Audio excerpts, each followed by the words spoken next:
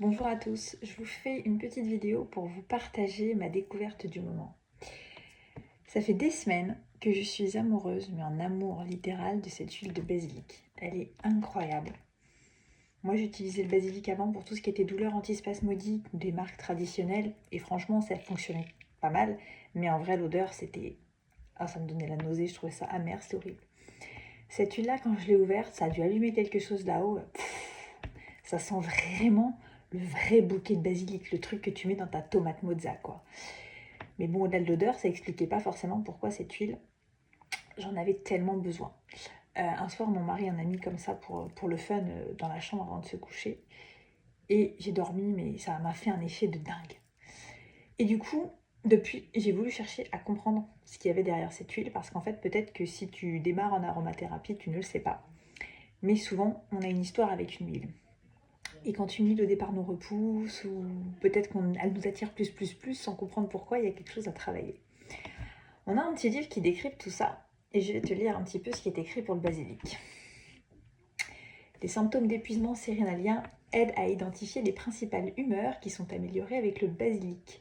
Principalement la fatigue, la baisse d'énergie, le fait d'être submergé et l'incapacité à faire face aux facteurs de stress. Le basilic détend le corps et l'esprit. Moi, je suis dans une phase de vie très compliquée, de transition, de beaucoup de changements. Et j'ai littéralement la sensation de me noyer dans mon verre d'eau. Vraiment.